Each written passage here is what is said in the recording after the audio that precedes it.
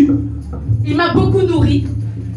Et vraiment, l'esprit est un. Amen. Parce que le groupe de chantres a lancé le cantique. Et c'est le thème du dimanche, la fidélité. Amen. Donc je disais, bien-aimé, Jésus est allé à la croix par amour pour toi. Amen. Parce qu'il devait accomplir quelque chose. Il ne devait pas accomplir quelque chose, il devait accomplir le plan de Dieu. Donc je vous demandais, bien-aimé, si un instant Jésus avait refusé, s'il était dans la rébellion, c'est ce que nous sommes nous tous. S'il était dans la rébellion, il avait refusé au Père, à notre Créateur, d'aller à la croix et de porter notre fardeau. Que serait-il arrivé, bien-aimé? Moi, je me suis imaginé et je me suis dit, aujourd'hui, ce que nous vivons, c'est rien. Si Jésus même n'avait pas été à la croix pour moi, pour me libérer des mains de Satan, parce que Satan est là, il existe, il est là, il est malin, il est rusé, mais il n'est pas plus fort que notre Dieu. Parce qu'il est victorieux. Et il nous a donné la même victoire quand il a donné son fils à la croix pour toi. Donc mon thème, je disais, c'est la fidélité. Fidélité qui veut dire constance, foi, engagement, la crainte, la persévérance, l'obéissance. Nous avons parlé, tout le temps nous parlons de l'obéissance, tout le temps nous parlons de la persévérance, de l'engagement. L'engagement pas envers l'homme, mais envers Dieu. Parce que c'est lui notre créateur, c'est lui qui nous donne le souffle de vie. Donc, bien-aimés, nous allons rentrer dans le thème Genèse 39, versets 5 à 9, qui parle de Joseph. Voilà, tout le monde connaît l'histoire de Joseph. Joseph a été vendu par ses frères à des esclaves. Donc, il s'est retrouvé dans les mains des Égyptiens, donc de Potiphar, en l'occurrence. Voilà, donc Joseph, il s'est retrouvé dans les mains de Potiphar. Et Dieu, comme il avait fait une promesse auparavant à Abraham, qui est notre père, parce que nous sommes tous des descendants d'Abraham, nous sommes fils et filles d'Abraham, il ne faut pas l'oublier.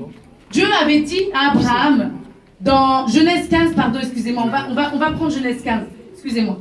On prend Genèse 15, verset 13.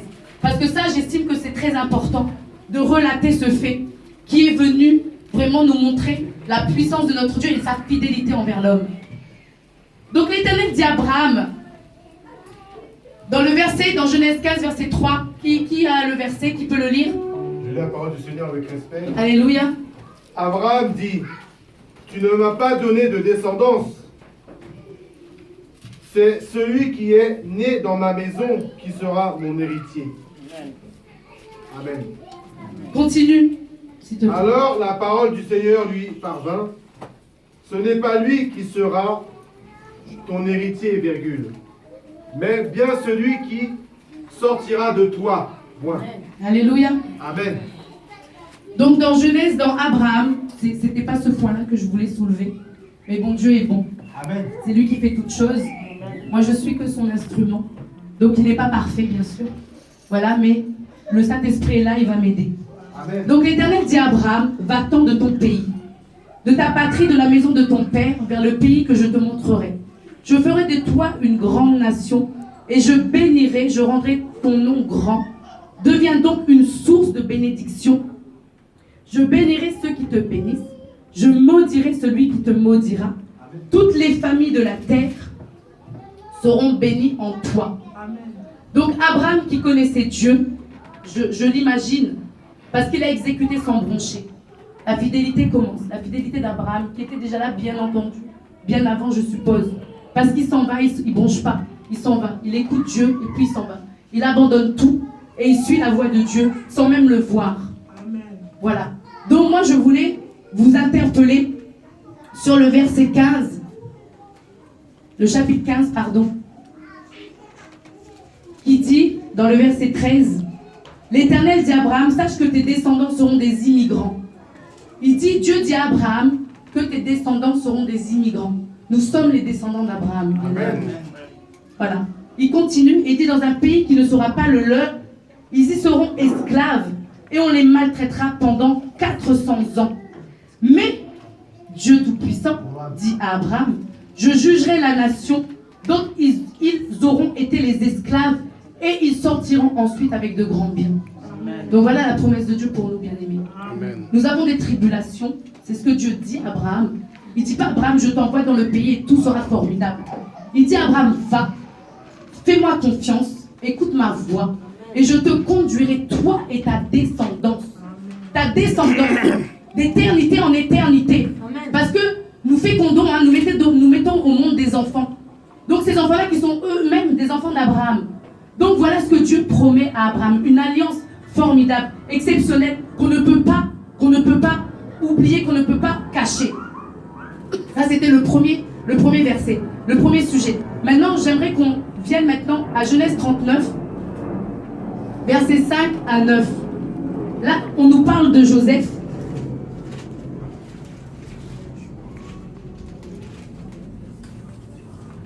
Voilà, si quelqu'un a trouvé, ça peut m'aider que quelqu'un d'autre lit. Il y a 25 minutes. Je lis la parole de Dieu. Amen.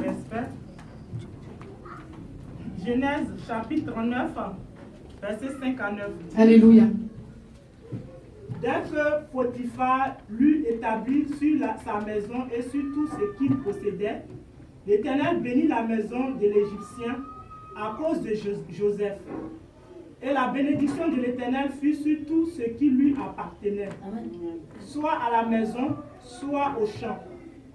Il abandonna aux mains de Joseph tout ce qui lui appartenait, et il n'avait avec lui d'autre soin que celui de prendre sa nourriture.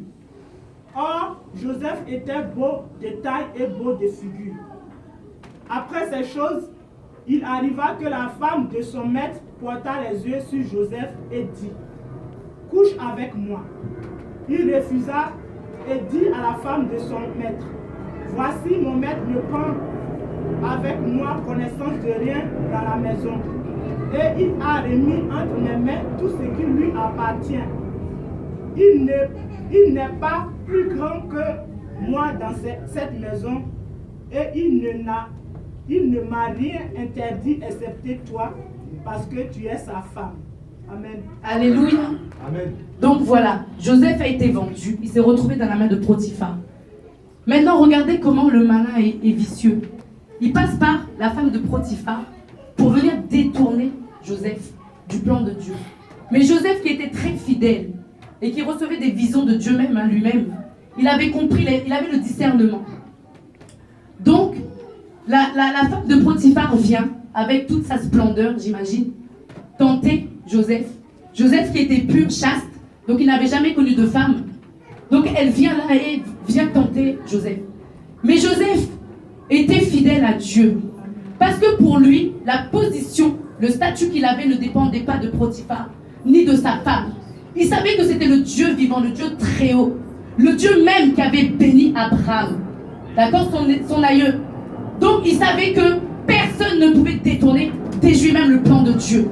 Donc Joseph, dans sa fidélité envers Dieu, repousse cette femme, repousse l'ennemi, repousse le plan de Satan. Et la femme, bien sûr, mécontente, va voir son mari pour lui dire: voilà, Joseph a tenté de me violer. Voilà ce qu'elle dit, elle, à Potiphar. Moi, bien aimé, j'ai lu ce chapitre et j'ai poursuivi. Parce que je me dis, mais si Joseph avait cédé à cette femme bien aimée, qu'est-ce qui allait se passer? Dieu n'était pas venu que pour Joseph. Amen. Dieu était venu pour Israël. C'est ce qu'il avait promis à Abraham, pour sa descendance, pour Israël. Il était venu pour Israël. Les Égyptiens, dans la position où ils étaient en opposition avec Dieu, parce qu'ils étaient infidèles. Voyez-vous, cette femme qui est venue même le tenter, c'était une infidèle. Parce que si elle connaissait le Dieu de Joseph, elle n'aurait même pas tenté une seconde à détourner le plan de Dieu. Elle s'est crue bien-aimée. Et voilà notre souci à nous tous. Et moi, je me mets dans le lot. On imagine, bien-aimé, que l'homme, que le travail, que tout ce qui est dans le monde peut venir nous relever, peut venir nous soutenir, peut venir nous donner une position. Et que personne ne peut venir détruire cela. Bien-aimé, sache que tu as tort. Moi-même, j'ai eu tort. Parce que moi-même, je me suis accrochée à ça. Je me suis accrochée à mon travail. J'avais un poste qui n'était pas un poste extraordinaire, mais je touchais un bon salaire. Donc moi, je m'étais accrochée à ça, bien-aimé. Bien avant de rentrer dans le plan de Dieu, je m'étais accrochée à ça. Pourtant, j'avais donné ma vie à Dieu. Et je me disais être chrétienne. Pour moi, j'étais chrétienne, j'étais persuadée que j'étais chrétienne. Parce que je ne faisais pas le mal autour de moi. Parce que j'ouvrais la porte de ma maison. Parce que je donnais à ceux qui n'en avaient pas. Parce que j'étais même avec mon argent. Voilà, donc je pensais que vraiment j'étais une bonne chrétienne. Mais vraiment, moi j'aime Dieu. Ah oui, j'aime Dieu. Mais quand l'histoire de la dîme est rentrée dans ma tête, Oh là là, il n'était pas rentré dans mon cœur. Il était rentré et je me suis dit, mais pourquoi moi j'irais donner ma dîme? Mais avec ce que je touche là, je ne peux pas donner ma dîme. Et pourquoi je vais payer ma dîme? Et pourquoi?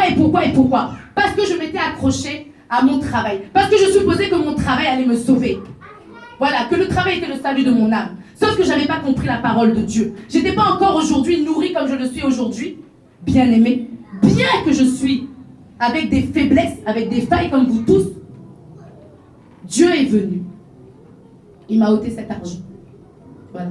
Aujourd'hui, je travaille pour Dieu. Amen. Je travaille pour Dieu. Je suis à la maison et je travaille pour lui. Donc il a fermé les robinets en fait.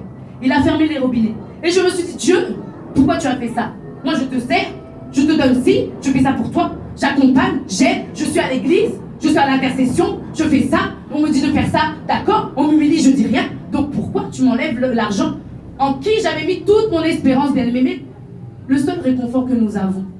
Dieu dit dans sa parole que même dans le désert, il te réconforte. Amen. Donc, bien aimé, comment peut-on faire confiance à l'argent?